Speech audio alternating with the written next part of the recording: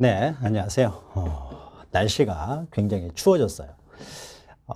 집에서 인터넷을 통해서 보시는 여러분들은 굉장히 따뜻한 곳에서 이제 듣고 계시겠죠. 부럽습니다. 저는 이제 강의를 하기 위해서 강을 건너고요. 한강을 건너서 내려와 가지고 이제 남산을 지나서 산 넘고 물 건너서 와서 강의를 합니다.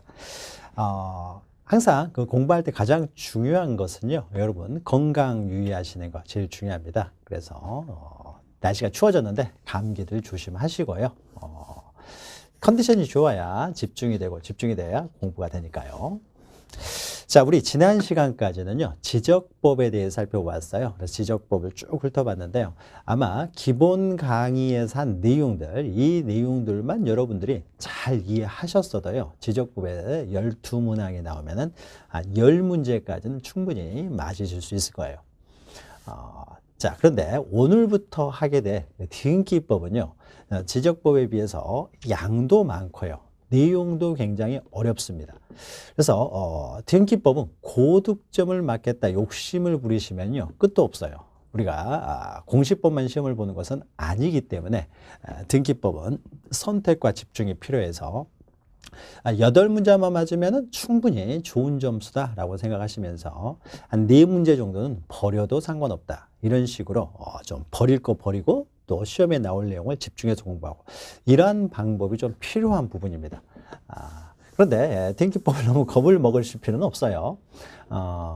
등기법은 민법하고 관련이 되어 있기 때문에 민법을 여러분이 잘 이해하시게 되면요, 등기법이 좀 편해지기도 하고요.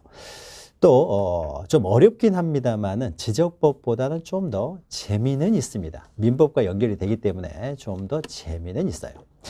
자, 그러면은 제 1장에서요, 우리 등기법에서 등기 총설 이렇게 해서 나오는데요. 자, 1장의 내용, 또 2장의 내용. 자, 1장과 2장의 내용은요, 시험에서 차지하는 비중은 크지를 않습니다.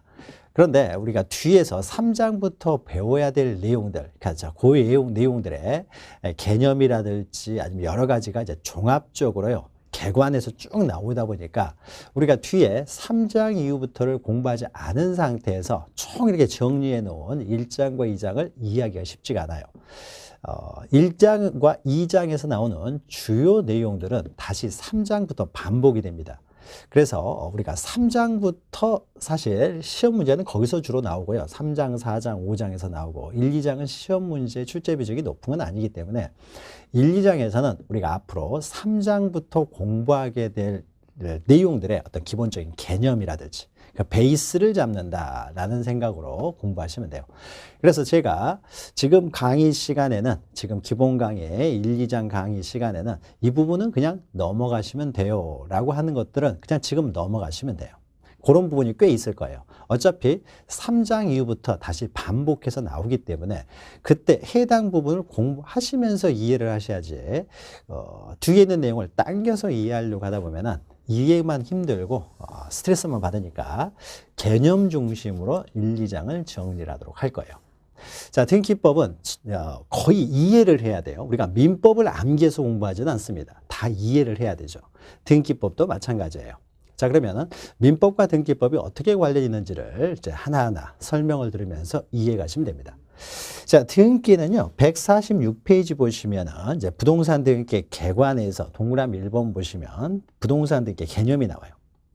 자, 등기관이 등기부라는 장부에 부동산에 관한 등기사항, 우리가 등기부에 등기하는 사항에 대해서는요, 우리가 기초 입문 강의, 기초 강의에서요, 한 3강으로 되어 있는 부분이 있는데 1강은 공시법에 대한 전체적인 내용을 설명드렸고 2강에서는 지적 공부와 관련된 내용을 설명을 했고 3강에서는 부동산 등기부가 어떻게 생겼는지에 대해서 일반적으로 한 강 정도로 해서 부동산 등기부에 대해서 설명한 내용이 있어요.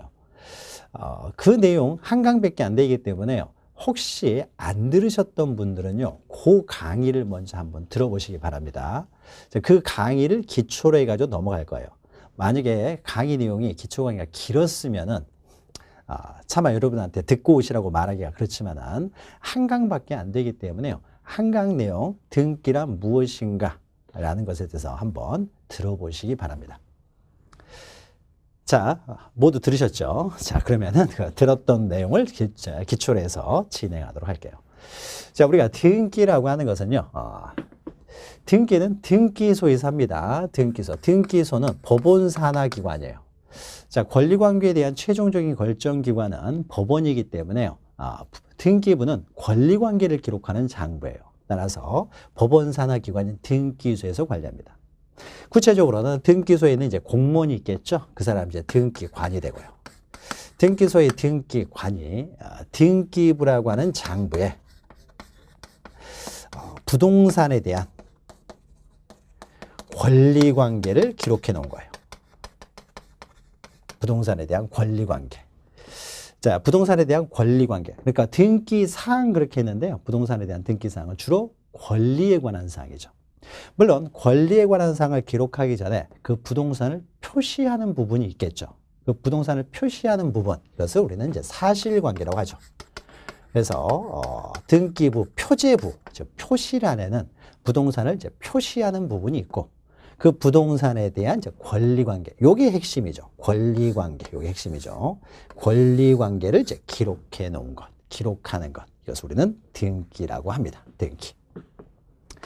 자, 그러면요, 밑에 보죠. 밑에 있는 내용 그냥 넘어가시면 돼요. 양가로 이번에 용어의 정의해서요. 밑에 반가루에 등기부라는 것이 있는데, 그러면은, 자, 등기소란 무엇이고, 등기관은 무엇이고, 등기부는 무엇인가? 용어의 정의와 관련돼서요. 등기소의 용어의 정의, 등기관의 용어의 정의. 자, 요런 부분은요. 시험에 어쩌다가 한 줄 정도 지문이 나와요. 별로 중요한 내용은 아니라는 것이죠. 그래서 조금 이따 잠깐 설명을 드릴 텐데요. 자, 요 부분은 그냥 넘어가셔도 돼요. 나중에 심화 강의 시간에나 시험에 나올 만한, 그나마 또 시험에 나왔던 부분, 나올 만한 부분은요, 심화 강의 때나 또는 요약 강의 시간에 짤막하게 정리를 해 드릴 거예요. 그 내용만 아시면 됩니다. 시험에 잘 나오는 내용은 아니기 때문에요. 자, 그러나 등기부는 굉장히 중요하죠. 우리가 지적법은 지적 공부에 관한 법이다 라고 하면은 등기법은 바로 등기부에 관한 법이에요. 그래서 등기부는 굉장히 중요합니다. 우리가 등기법을 통해서 등기부 보는 법을 알아야 되는 거죠. 자, 그러면 등기부란 무엇이냐면요. 여기 설명으로는 이렇게 돼 있어요. 전산정보 처리 조직에 의하여 입력 처리된 등기 정보 자료를 대법원 규칙이 정하는 바에 따라 편성한 것. 우리 시험 문제는 개념이 시험 문제에 나오진 않아요. 자, 맨 앞에 전산정보 처리 조직에 의했다라는 것은요. 자, 전산화되어 있습니다. 자, 등기부는 더 이상 종이로 존재하지 않아요. 전산화가 되어 있어요. 그래서 부동산에 대한 권리관계를 기록해 놓은 엄청나게 큰 디스크가 있어요. 엄청나게 큰 디스크. 우리가 컴퓨터 안에 하드 디스크가 있죠. 거기 안에 정보들이 저장되어 있죠. 그리고 엄청나게 큰 디스크 안에요. 부동산에 대한 권리관계가 다 이제 기록돼서 저장되어 있는데 이 디스크를 우리는 등기부라고 해요.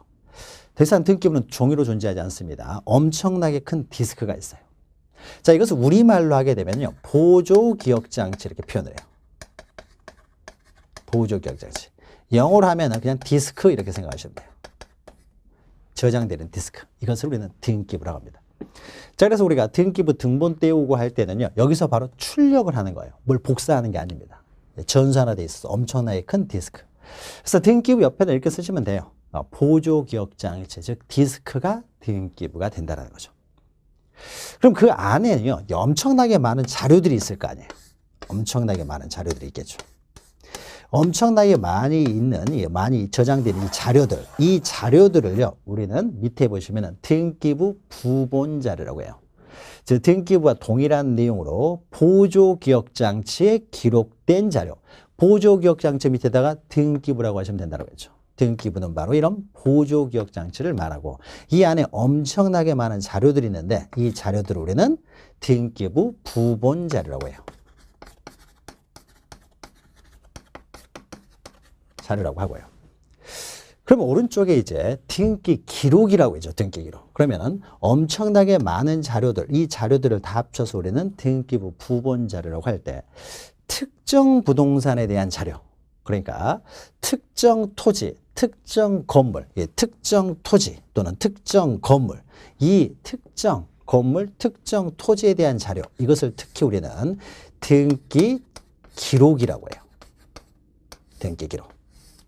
그래서 등기 기록 보시면은 한 필의 토지 한 개의 건물, 그러니까 특정 토지 특정 건물에 관한 등기 정보 자료를 우리는 등기 기록이라고 한다는 거죠.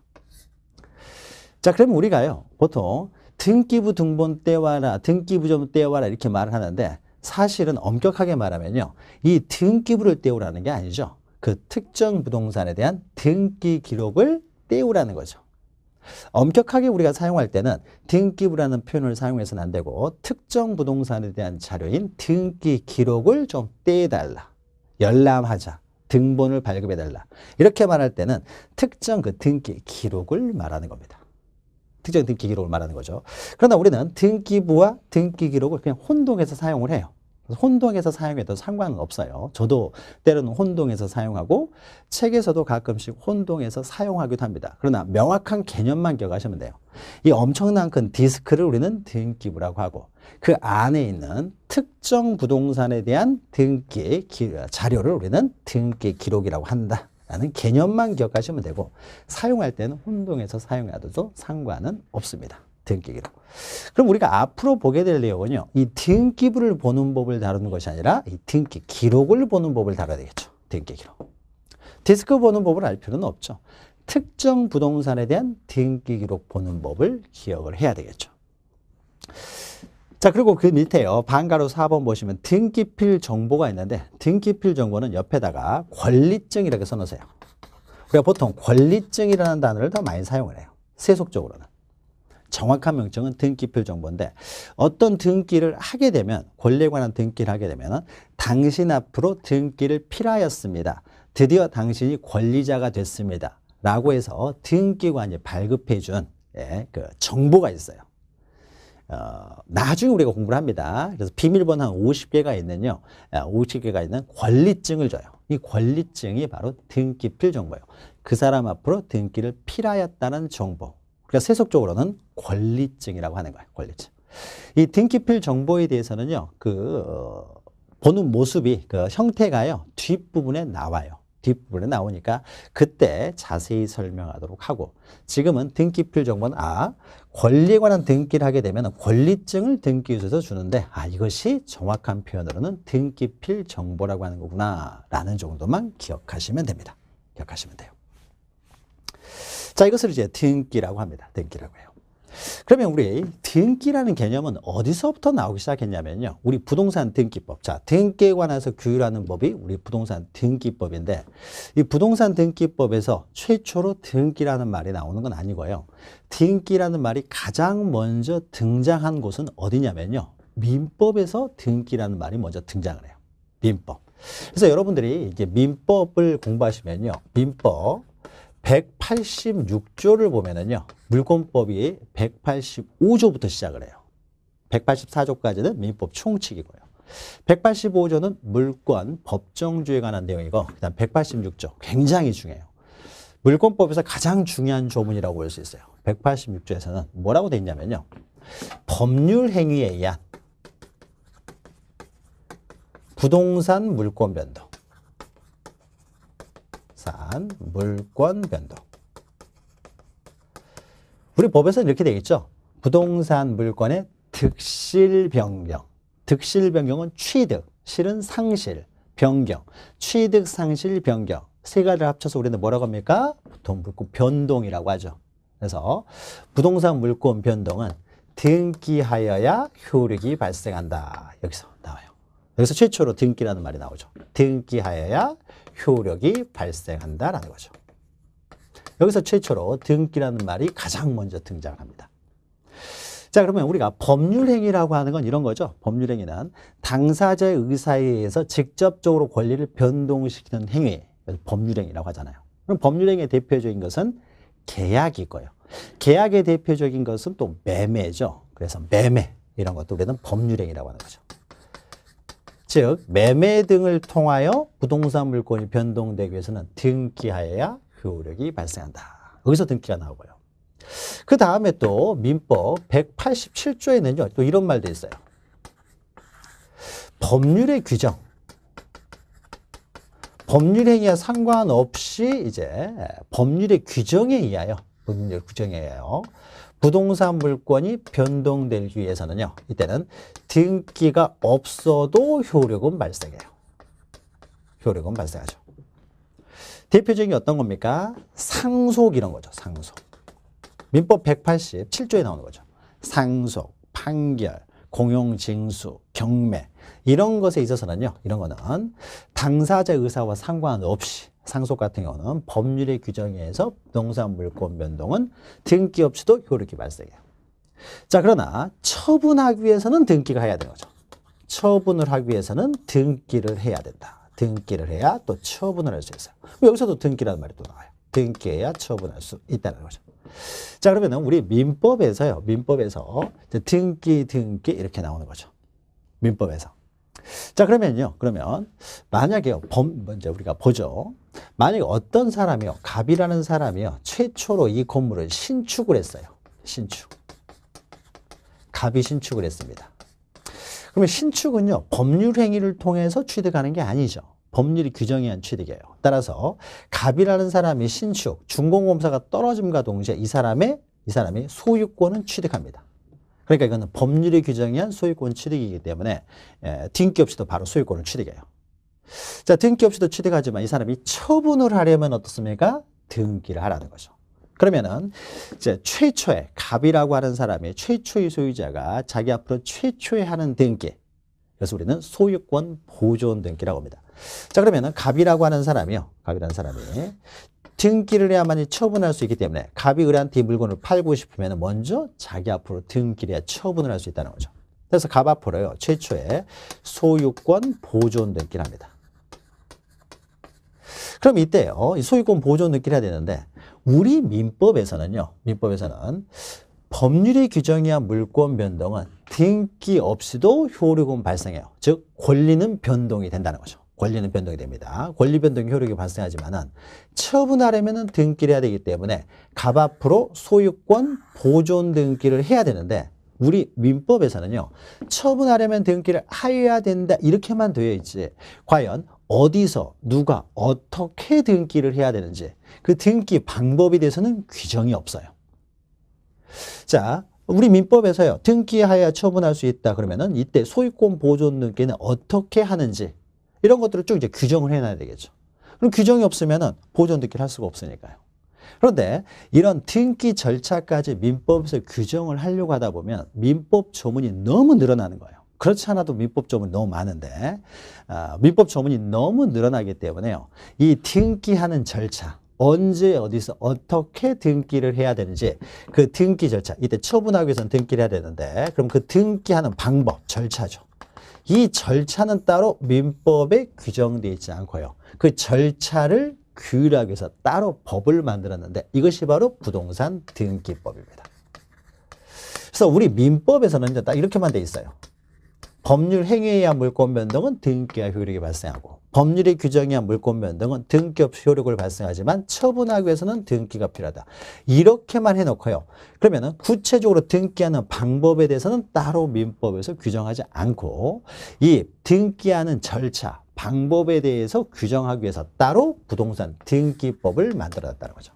그럼 등기법에서요. 그 등기 절차를 규정하고 있습니다. 자, 그러면요. 갑이 부동산 등기법에 따라서 보존 등기를 했어요.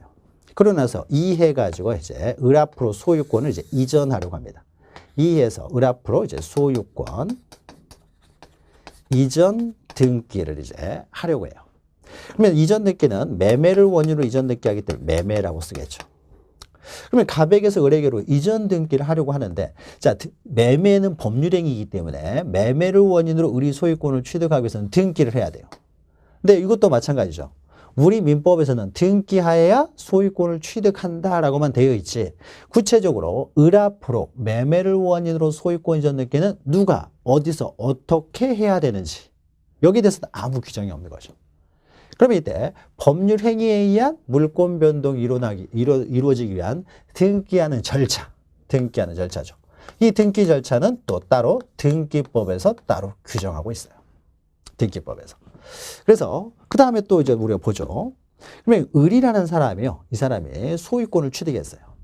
근데 을이 사망을 했어요. 사망. 을이 사망을 하게 되고 을에 대한 유일한 상속인이 병이에요. 그럼 병이라는 사람은 어떻습니까? 법률행위와 상관없이 상속을 원인으로 소유권을 취득하기 때문에 등기 없이도 현재는 지금 병이 소유자예요. 을이 사망을 하게 되면 병이 소유자예요. 근데 병이 이 물건을요, 정한테 다시 처분하고 싶습니다. 처분하려면 어떻습니까? 법률의 규정에 한 취득이니까 등기 없이 소유권을 취득하려면 하지만 처분하려면 또 등기를 해야 되거든요. 그러면은 어떻습니까? 3 해가지고 병 앞으로요, 또 소유권 이전 등기를 해야 돼요. 등기 원인은 이제 상속이 되겠죠. 상속을 원인으로. 그럼 이때 이건 법률의 규정에 의한 물권 변동으로서 상속을 원인으로 과연 병 앞으로의 등기, 이전 등기는 과연 누가 어디서 어떻게 하느냐. 여기 또 이제 우리 등기법에 규정되어 있어야 되겠죠. 그리고 병이 다시 정한테 소유권을 매매를 원인으로 이전한다 그러면 4 해가지고 정 앞으로 소유권 이전 등기를 매매해가지고 이전되겠죠. 그럼 이때 정 앞으로의 매매를 원인으로 소유권 이전 등기는 과연 누구와 누가 어떤 식으로 등기를 해야 되는지 그 절차는 등기법에 나와 있어요.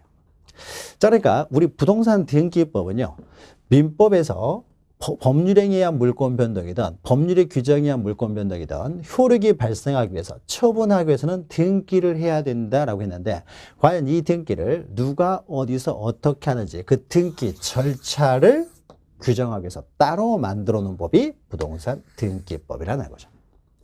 그러면 우리 부동산 등기법에서는요, 법률의 규정에 의한 물권 변동도 어떻습니까? 처분하기 위해서는 등기가 필요하기 때문에 등기 절차는 규정을 해놔야 되겠죠. 민법은 권리 변동을 다뤄요. 민법은 권리 변동을 다루기 때문에 민법 시간에는 어떻습니까? 법률의 규정에 의한 물권 변동은 등기할 필요가 없는 거죠. 민법에서 다룰 때는. 그러나 우리 등기법에서는 그 등기 절차를 또 규정을 해놔야 되는 거죠. 즉 법률 행위뿐만 아니라 법률의 규정에 의한 물권 변동도 모든 그 등기 절차를 모두 우리 등기법에서는 규정을 해놔야 되겠죠. 자, 그러니까 민법에서 여러분들이 등기를 해야 된다, 등기할 수 있다 이런 규정이 있으면요, 거기에 맞춰서 이 등기하는 방법들이 모든 민법에서 규정하고 있는 모든 등기의 그 절차들이요, 부동산 등기법에 다 규정되어 있고 우리 부동산 등기법에서는 민법에서 인정하고 있는 그 등기할 수 있는 것들, 등기해야 되는 것들, 자, 이런 것들을요, 모든 그 절차를 이제 규정하고 있습니다. 그래서 우리 부동산 등기법에서는 그 절차들을 이제 다루게 돼요. 그러면 민법에서 등기할 수 없는 것들은 어떻습니까? 민법에서 등기할 수 없는 것들은요, 등기 절차를 규정할 필요가 없는 것이죠. 그래서 민법에서 등기할 수 있고 등기를 해야 되는 것들만 등기 절차가 규정되는 거죠. 자, 이렇게 보니까 등기법은 어떻게 됩니까? 민법의 부속 법률이 됩니다. 민법의 부속 법률. 그래서 등기법을 하다 보면은요, 계속 민법적인 내용이 나와요. 같은 공시법으로서 지적법과 등기법이 함께 있지만은 등기법 하는 동안에는요, 지적법 이야기는 거의 등장하지 않고 대부분이 다 민법 이야기만 나옵니다. 등기법은 민법의 부속 법률이다. 요거 하나 잘 기억하셔야 돼요. 부속 법률이다. 그래서 등기법을 이해할 때는 항상 민법적인 내용을 항상 가지고 가셔야 돼요. 이게 어렵습니다. 그래서 민법 따로 공부하고 등기법 따로 공부하면 편할 텐데요. 등기법을 하다 보면 민법과 만나는 지점들이 많이 나와요. 그럼 그때가 어려워요.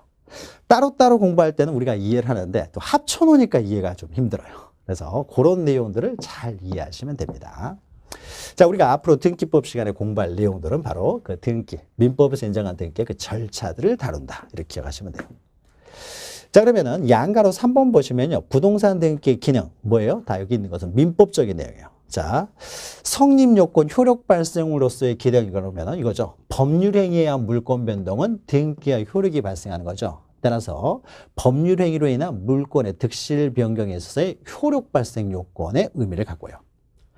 또 반가로 2번처럼요. 법률의 규정에 의한 물권 변동은 등기 없이도 효력은 발생하지만 처분하기 위해서는 등기를 해야 되기 때문에 법률의 규정에 의한 물권 변동에 있어서의 처분하기 위한 요건으로서의 의미를 또 갖는 거죠.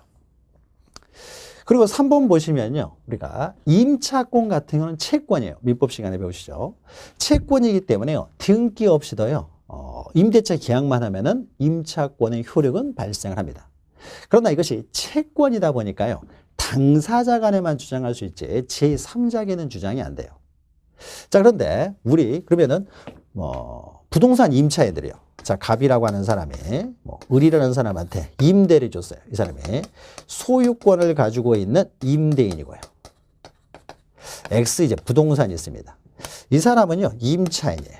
그럼 임차인이면은 두 사람의 계약만에 의해서 임차권은 발생을 합니다. 임차권을 가지고 있는 임차인이에요. 자, 그러면은 계약 기간이 한 1년, 2년일 수도 있습니다. 2년 동안 계약을 했는데요. 이 중간에요, 갑이라는 사람이 이 물건을요, 병한테 처분을 했어요. 그래서 이 사람한테 등기까지 해줬습니다. 매매를 통해서 이전을 해가지고 등기까지 해줬어요. 그러면 지금 현재 소유자는 누구예요? 병이 소유자죠. 병이 와가지고 딱 보니까는 을이 여기서 살고 있으니까요, 을한테 나가라고 합니다. 그럼 이때 을은 나가야 되느냐라는 거예요. 자, 그러면은 이 사람은 소유권이죠. 지금 현재 소유권은 어떻습니까? 모든 사람에게 주장할 수 있는 권리예요. 이 사람은 등기까지 한 사람이에요. 소유권은 모든 사람에게 주장할 수 있는 권리입니다. 그러니까 을에게 주장할 수 있어요. 근데 을의 임차권은 어떻습니까? 을의 임차권은요, 계약 당사자인, 자, 등기 없이도 성립은 하지만은, 효력은 발생하지만은 계약 당사자인 갑에게만 주장할 수 있지, 제3자 병과는 임대차 계약을 한 적이 없기 때문에 을은 병에 대해서 임차권을 주장을 못해요. 그러니까 어떻습니까? 을이 나가야 되는 것이죠. 자, 그러니까 부동산 임차인들이 어떻습니까? 지위가요, 임대차 기간 동안에 부동산 임차인의 지위, 부동산 임차인의 지위는 좀 안정적일 필요가 있는데 임차인의 지위가 어떻습니까? 너무 불안정해지는 거죠. 따라서 우리 법에서 특별히요, 우리 부동산의 임차인에 대해서는 예, 임차권이지만은 이 임차권을 이제 등기할 수 있도록 해주고 있어요. 우리 민법에서. 그래서 등기를 통해서 공시가 되고 있으면 어떻습니까? 공시가 되고 있으면 여기 임차인이 있다는 사실을 외부적으로 공시를 하고 있죠. 공시를 하게 되면 이제는 제3자에 대해서도 대항할 수 있는 대항력이 발생하는 거죠. 대항력이 발생하기 때문에요, 을 앞으로 등기가 된 상태에서 갑에게서 병으로 소유권 이전됐을 때는 병은 을의 임차인이 있다는 사실을 알고서 취득하기 때문에 이때는 을이 병에게 대항력을 갖게 되는 거죠. 안 나가도 되는 거죠. 그래서 부동산 임차인들의 지위 보장을 위해서요, 채권이지만 예외적으로 민법에서 등기할 수 있도록 해서, 등기라면은 이제 제항할 수 있도록 해주는 거죠. 물론 등기 없이도요, 주택이나 상가 건물 같은 경우에는 주민등록이나 사업자 등록을 통해서 대항력을 발생하기도 하지만 이것은 특별법에 있는 내용이고요. 일단 민법에서는 등기하도록 해놨죠. 등기를 하면은 제3자에게 대항할 수 있다는 거죠. 그럼 이때 임차권 등기를 과연 어디서 어떻게 누가 하느냐? 자, 요 절차도 등기법이 있어야 되겠죠. 그래서 등기법에 따른 등기를 했을 때 채권 같은 경우에는 이런 또 대항력이 발생하기도 하는 거죠. 자, 이런 효력들이 발생합니다. 그래서 거기 부동산 임차권이나 또 환매특약, 이 민법이 나오죠. 임차권이나 환매권은 채권적 권리이지만 등기할 수 있도록 우리 민법에서 해주고 있고, 등기를 하게 되면 제3자에게도 대항력이 발생한다. 그럼 그 등기 이제 절차들을 우리가 등기법에서 다루게 됩니다. 자, 그래서 등기에 관한 일반적인 개념, 우리가 앞으로 등기법 시간에 공부할 내용들 잠깐 봤어요. 그래서 우리 등기법 시간에는 소유권 보존 등기를 과연 어떻게 하느냐, 매매를 원유로 소유권 이전 등기는 어떻게 하느냐, 상속을 원유로 소유권 이전 등기는 어떻게 하느냐, 여러 가지 이제 권리에 관한 등기 방법, 절차를 다룹니다. 다만 권리에는 소유권만 있는 건 아니잖아요. 이 소유자가 뭐 저당권을 설정한다든지 또는 전세권을 설정하려고 할 때 전세권 등기는 과연 어떻게 이루어지느냐, 저당권 등기는 또 어떻게 이루어지느냐. 자, 이런 절차들을 하나하나를 이제 다 다루게 돼요. 그러니까 등기법의 양이 굉장히 많겠죠. 민법의 내용을 다시 공부한다고 생각하시면 돼요. 굉장히 좀 민법에 어떻게 보면은요, 등기법은 민법의 심화 강의라고 생각하시면 돼요. 민법의 내용을 다 알고 있는 걸 전제로 해서 등기 절차가 들어가기 때문에요, 민법의 심화 과정이니까 민법보다 조금 어려워요. 그러니까 굉장히 어렵다는 이야기죠. 굉장히 어렵지만은 여러분들이 민법을 알잖아요. 민법을 또 공부해 가고 있잖아요. 그래서 아니까 그걸 바탕으로 등기법을 하다 보면요, 등기법을 이해 못할 바가 아니고, 또 등기법을 하다 보면은요, 오히려 민법을 더 잘 이해할 수 있게 되기도 합니다. 서로 상호 보완적인 관계가 있어요. 자, 147페이지 밑에 보시면요. 이 등기를 여러 가지로 이제 분류를 하는 등기 이제 분류가 있는데요. 분류를 하기 전에요. 우리가 등기에 관한 개념적인 내용을 잠깐 했기 때문에 요 내용은 어디에 있냐면요. 요 내용부터 먼저 좀 보도록 하죠.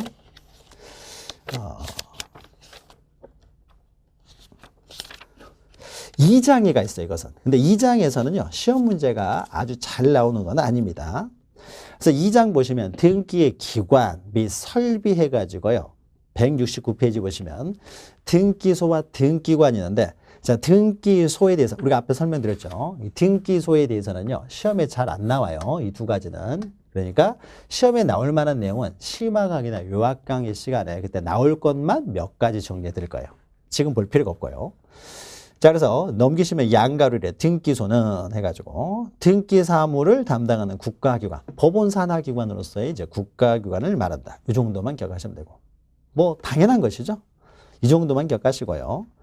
171페이지 보시면 등기관이 나옵니다. 이것도 마찬가지예요. 자, 넘기시면은 개념만 좀 보죠. 여기 보시면 172페이지에 동그라미 1번 보시면 등기관은 등기소에서 근무하는 법원 서기관 등기사무관. 그냥 뭐 다 외울 필요 없고요. 그냥 법원 공무원 이렇게 하시면 돼요. 법원직 공무원. 그러니까 등기관은 법원직 공무원이 되는 거죠. 법원 산하기관이니까. 이 정도만 기억하시면 돼요. 자, 또 한 장 넘기시면요. 이제 등기부에 대한 개념이 나옵니다. 등기부는 좀 기억을 하셔야 돼요.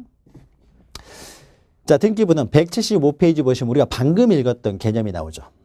자, 등기부란에서요. 전산정보 처리 조직에 의해서 편성해 놓은 것 해가지고 그냥 디스크, 보조기억장치를 말하고 이때 등기 기록은 그 안에 있는 자료 중에서 특정 토지, 특정 건물, 즉 한 필의 토지, 한 개의 건물에 대한 등기 정보 자료를 우리는 등기 기록이라고 한다라는 것이죠. 자, 밑에 동그라미 2번 보시면요. 이 등기부에는요. 딱 두 가지가 있습니다. 두 가지. 우리 등기법에서 배우는 내용은 두 가지만을 다뤄요. 우리가 부동산에 대한 어떻습니까? 권리관계를 기록해 놓은 것이 등기부라고 했을 때요. 우리가 부동산 그러면 우리 민법에서 정해지는 거예요.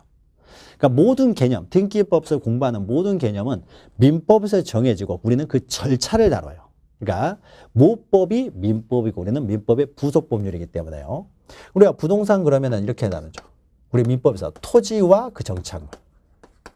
그 정착물을 우리는 부동산이라고 해요. 부동산에는 이렇게 토지와 그 정착물이 있습니다. 그러면은 일단 토지는 부동산이고요. 그러니까 토지 등기부가 있어요. 등기부에는 토지 등기부가 하나 있고요. 토지 등기부가 하나 있고. 그 다음에 그 정착물과 관련해서는요. 우리가 토지의 정착물로 대표적인 것이 부동산에 뭐가 있습니까? 건물이죠. 건물. 우리나라는, 우리 민법은 토지와 건물은 별개의 부동산으로 취급하죠. 이 건물이 토지에 부합되지 않아요. 토지의 일부로 보질 않습니다. 토지와 독립된 부동산으로 취급해요. 네, 건물일 거예요. 그리고 그 정착물에는 또 이런 게 있습니다. 여러분 민법 시간에 공부하시는 임목법상 임목 등기된 임목들이에요. 임목이라는 것은 땅에 이렇게 박아져 있는, 서 있는 이제 나무를 말하는 거죠. 이게 벌채를 해가지고 누워 있으면은요, 이건 동산이에요. 움직일 수 있으니까. 그러니까 심어져 있는 나무를 말하는 거죠. 그러니까 서 있는 나무, 임목이라고 합니다. 그래서 임목법상 임목 등기가 되어 있는 임목들은요, 토지와 독립된 부동산으로 취급은 하지만은 이 임목 등기는요, 임목법이라는 특별법에서 인정하는 등기예요. 따라서 이 특별법상 등기는 우리 등기법에서는 다루질 않습니다. 자, 그래서 이 정착물 그러면은 이제 임목법상 임목들이 있는데 임목은 특별법에서 다루기 때문에 우리가 다루지를 않고요. 또 명인방법에서 공시되는 부동산이 있죠. 임목법상 임목 등기가 안 돼 있다고 하더라도 이것은 여기는 갑의 것 이렇게 해가지고 이렇게 명인방법을 통해서 공시가 되고 있는 임목 또는 임목의 수목의 집단, 수목이나 임목이나 비슷한 단어죠. 그리고 미분리의 과실. 자, 이런 것들도 어떻습니까? 여러분 민법 시간에 이것도 부동산으로 취급하는 거죠. 명인방법에서 공시가 가능하면은 이것도 부동산으로 취급하지만 이건 등기에서 공시되는 게 아니잖아요. 명인방법이라는 것에 있어서 공시가 되고 있기 때문에 그러면 이렇게 미분리 명인방법에 의해서 공시되고 있는 뭐 수목의 집단, 미분리 과실 이런 것들은 등기하고 상관이 없는 거죠. 그래서 이런 것들은 우리가 다루질 않아요. 명인방법에서 공시되고 있으니까. 그러니까 결국 어떻습니까? 우리 부동산 등기법에서 다루고 있는 그 정착물로서는요, 건물만 다룹니다. 건물만. 그래서 등기부도 일반 등기부, 우리가 일반적인 등기부 그러면은 토지 등기부와 건물 등기부 둘만을 다룹니다. 나머지 부동산에 대해서는요, 우리 등기법에서 다루지 않고 특별법이나 또는 관습법에 의해서 이루어지는 거죠. 명인방법 관습법에서 인정된 거니까 관습법이나 특별법에서 다루는 것은 다루지 않고 부동산은 다루지 않고 일반 등기부로 존재하는 것은 토지와 건물 둘밖에 없으니까 우리 부동산 등기법에서는 부동산 그러면 토지와 건물만을 말합니다. 자, 그래서요, 동그라미 2번 보시면 등기부도요, 토지 등기부와 건물 등기부 다 둘러 있어요. 그러니까 토지에 대한 엄청나게 큰 디스크가 하나 있고 건물에 대한 엄청나게 큰 디스크가 하나 있다라는 것이죠. 자, 그러면 양가로 2번 보시면 물적 편성주 해가지고요. 자, 등기부를 편성을 할 때요. 그러니까 등기부에 이제 엄청나게 많은 기록들을 두는데 이 기록들을요, 부동산의 권리 관계를 기록하는 것인데, 예, 등기 기록들, 이런 등기 기록들을 구성을 할 때 소유자별로 구성할 것이냐, 아니면은 부동산별로 구성을 할 것이냐, 편성을 할 것이냐. 여기에 따라서 소유자별로 등기 기록을 두게 되면 이것은 인적 편성주의라고 하고 부동산마다 등기 기록을 두게 되면은 물적 편성주의라고 하는데 우리 부동산 등기법은요, 부동산마다 하나의 등기 기록을 둡니다. 그러니까 예를 들어서 만약에 갑이라는 사람이 두 개의 부동산을 가지고 있어요. X 토지 또 Y 토지. 그러면은 소유자별로 부동산을 편성을 한다. 그러면 등기 기록은 하나만 나오겠죠. 소유자가 한 사람이니까.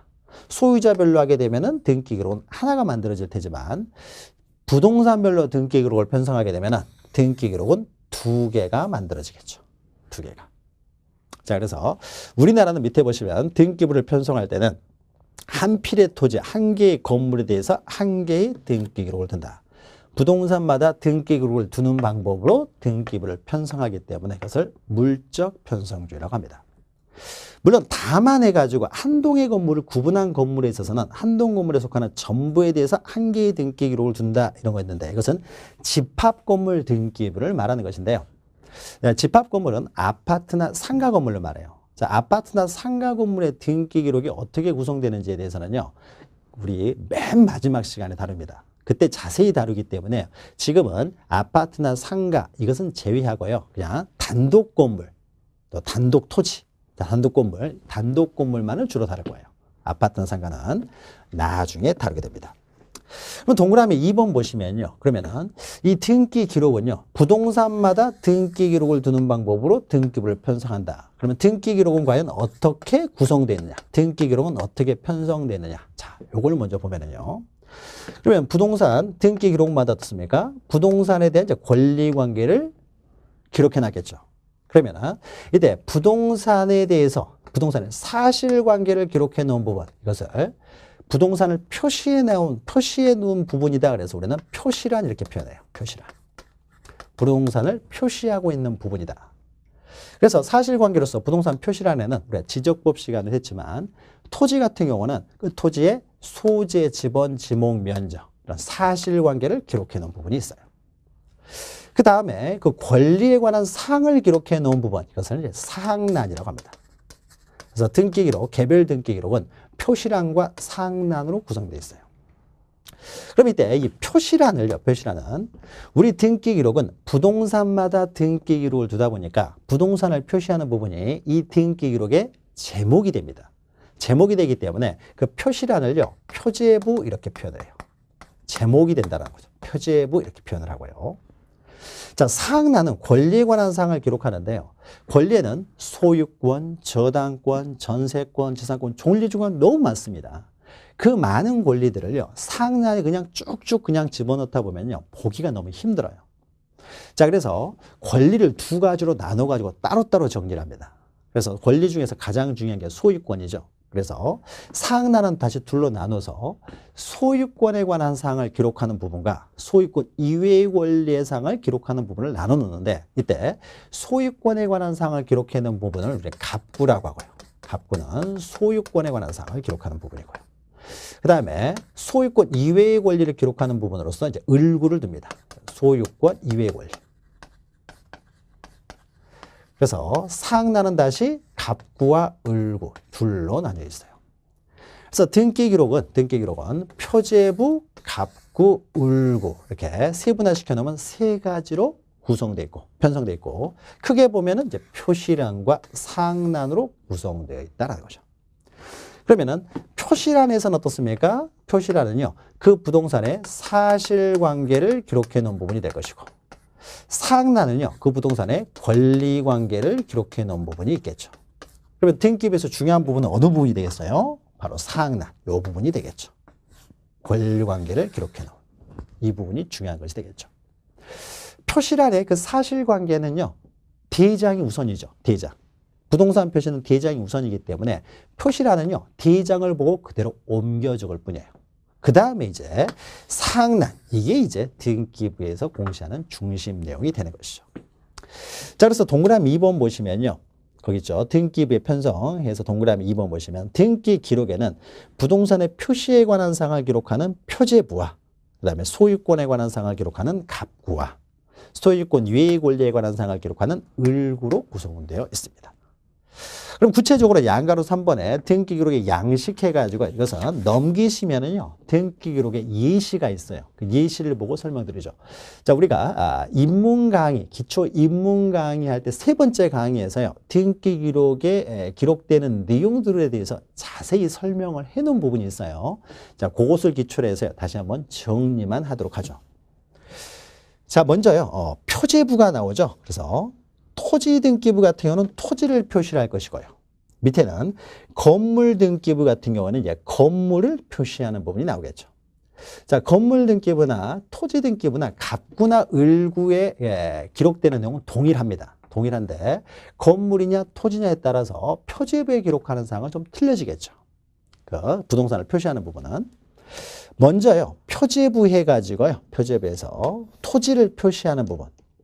맨 왼쪽에 표시번호라는 게 있죠. 표시번호. 이때 표시번호는요, 부동산을 이제 표시가 변화되는 과정을 적어 놓은 거예요. 번호. 이제 표시번호는 변화되는 과정을 적어 놨어요. 그래서 표시번호 1 해가지고요, 오른쪽에 보시면은 접수해가지고 2017년 3월 5일, 이게 접수 일자예요. 접수한 날짜입니다. 그러나 우리가 갑구나 을구에 비교했을 때요, 갑구나 을구에는 접수 일자만 나오는 것이 아니라 접수 번호도 기록하는데 여기는 밑에다가 접수 번호 쓴 다음에 가입해 주시면 돼요. 접수 번호는 따로 표제부에는 기록하지 않습니다.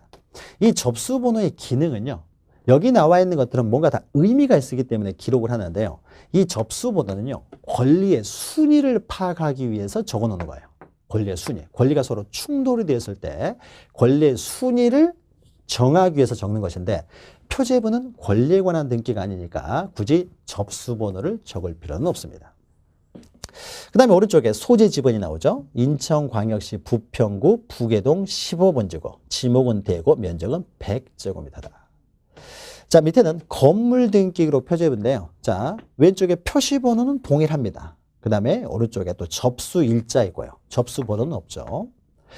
표제부에는 이게 적어요. 건물에 표시하는 방법으로는 토지는 소재, 지번, 지목, 면적을 적지만 건물은 좀 다릅니다. 먼저 이 건물이 위치한 소재 지번을 먼저 적어요. 건물이 위치한 소재 지번. 여기서는 이 건물이 위치한 소재 지번이에요. 그래서 인천광역시 부평구 부계동 15번지에 있는 건물이라는 거예요. 그런데 소재 지번 및 건물 번호에 있는데 만약 여기에 건물에요, 한 동만 있는 것이 아니라 두 동이 있습니다. 그럼 부계동 15번지에 어떻습니까? 두 개 동이 있으면 A동, B동 이렇게 있을 거 아니에요. 그럼 이때는 그것은 A동이다, B동이다 해서 건물 번호도 적어요. 그러나 부계동 15번지에 건물이 하나밖에 없으면요, 건물 번호를 적을 필요가 없죠. 그러니까 여기는 건물이요, 하나밖에 없다는 거예요. 따로 건물 번호는 없다는 것은. 그다음에 건물이기 때문에요, 지목 이런 게 없겠죠. 지목이 있는 것 대신에요, 건물에 이제 내역이 들어가요. 내역. 건물 내역이라는 거 하는 것은 건물의 이제 구조, 면적, 뭐 이런 것들이에요. 자, 이런 것들을 적습니다. 그러니까 지목 면적을 적는 것 대신에 건물의 구조나 면적을 적어요. 건물의 구조는요, 시멘트 블록조, 시멘트 기와 지붕을 가진 단층 주택이다. 이게 건물의 내역이, 그러니까 건물 구조가 되겠죠, 구조. 그리고 85제곱미터다. 면적이 되겠죠. 구조와 면적을 적습니다. 구조와 면적을. 그러면 우리가요, 이걸 이제 좀 보죠. 왼쪽에 건물에 관한 표지에 비해서는 표시번호 그냥 1 그랬는데요. 토지 등기 기록 표지부에 넣었습니까? 여기가 1 쓴 다음에 여기 전 2 이렇게 돼 있죠. 그럼 요 말은 무슨 의미냐면요. 만약에 이 토지의 표시가 어떻습니까? 지목이 막 바뀔 수가 있죠. 처음에는 여기가 1 해가지고 원래 지목이 전이었는데 2 해가지고요. 2 해가지고 뭐 과수원으로 바뀌고요. 지목이 바뀔 수도 있죠. 3 해가지고 나중에 D로 바뀔 수도 있는 거죠. 그럼 우리는요. 현재의 사실관계, 현재의 권리관계 이것만 궁금한 것이지 죄송합니다. 자, 현재의 지목 이런 게 궁금한 거지. 과거의 지목이 어쩌느냐 이건 궁금한 게 아니잖아요. 그렇죠? 그러면 이게 계속 표시가 바뀌게 되면요. 이게 계속 쌓이다 보면요. 부피가 너무 커지잖아요. 우리는 현재의 지목만 알면 되는 거죠. 과거의 지목들은 알 필요가 없고요. 근데 계속 쌓여가지고 등기 부피가 커지니까요. 자, 이럴 때는요. 요 두 개를 생략을 해버려요. 생략을 하면서요. 요것만 갖다 씁니다. 그래서 계속 전에 있었던 거 쓰는 것이 아니라 1 쓴 다음에요. 그냥 D라고만 적는 거예요. 근데 이 D는 원래는 3번이었죠. 그 전에는 다른 지목이었어요. 이것을 보여주기 위해서 여기다 원래 이 D에는 그 전에는 3번이었다. 그래서 전 3 이렇게 쓰면 돼요. 그러면은 지금은 1로 돼 있지만 원래는 처음부터 D는 아니었다는 의미가 되는 것이죠. 전 3 이렇게 쓰는 거예요. 그럼 여기는 전 2 이렇게 돼 있다는 건 뭐겠어요? 그 전에 다른 어떤 표시가 틀린 내용이 있었던 것이죠. 이게 바뀌었다는 거죠. 바뀌었는데 위에 있는 건 생략하고 지금 현재 지목만 적었다는 거예요. 현재 토지의 표시만 적었다는 것이죠. 자, 그리고요. 밑에 보시면 이제 갑구나 을구가 나오죠. 건물 등기부나 토지 등기부나 갑구, 을구는 동일합니다. 그래서 여기서는요. 왼쪽에 순위 번호를 적죠. 1번, 2번. 이제 권리의 순위를 정하는 번호예요. 권리가 서로 충돌이 이루어졌을 때 누구 권리가 우선되느냐. 권리의 순위를 적기 때문에 표시번호라고 하지 않고 순위번호라고 합니다. 그럼 갑구의 제1번은요. 언제나 소유권 보존 등기예요. 소유권 보존 등기를 하면서 등기 기록이 개설되기 때문에 그래서 등기 목적은 소유권 보존이고요. 자, 접수는 2017년 3월 5일 날 냈어요. 이것은 우리가 쉽게 알 수 있어요. 표제부가 3월 5일 날 낸 거죠. 표제부가 등기가 되면서 갑구도 같이 등기가 되는 거예요. 그러니까 보존 등기를 하면서 갑구를 만들면서 표제부도 같이 만들기 때문에 갑구 소유권 보존 등기의 접수일자하고 표제부 접수일자는 일치하게 됩니다. 그러니까 3월 5일이에요. 근데 여기서는 어떻습니까? 제3005호 해가지고 또 번호가 또 하나 나오죠. 이걸 접수번호라고 해요. 그러니까 권리가 충돌됐을 때 권리의 또 순위를 나타내주기 위해서 접수번호도 적습니다. 그 다음에 보존 등기를 할 때는요. 등기 원인은 적질 않아요. 그러니까 이것도 중요합니다. 모든 등기에 그 등기 원인을 적지만은 소유권 보존 등기만 등기 원인을 적지 않는다. 그 다음에 오른쪽에 권리자는 소유자는 이제 뭐 누가 되고요. 그 다음에 오른쪽에 있는 것은 그 소유자의 주민등록번호가 될 것이고 그 다음에 밑에는요. 소유자의 주소가 되겠죠. 부평구 부계동 15. 자, 그런데 지금은 도로명 주소를 사용하죠. 사람의 주소를 사용할 때는 도로명 주소를 사용하기 때문에 사실은 여기는 도로명 주소를 사용했어야 되는 거죠. 그 다음에 이해가지고 이제 소유권이 이전됩니다. 소유권 이전인데 이전 등기는 2017년 10월 15일 날 접수가 되고 접수번호는 8005가 되고요.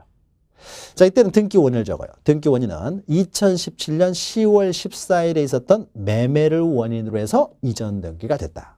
그러니까 매매한 날이 10월 14일이라는 거죠. 그리고 또 새로운 권리자, 새로운 소유자가 있겠죠. 그 사람의 이름과 주민번호, 그 사람의 주소를 적고요.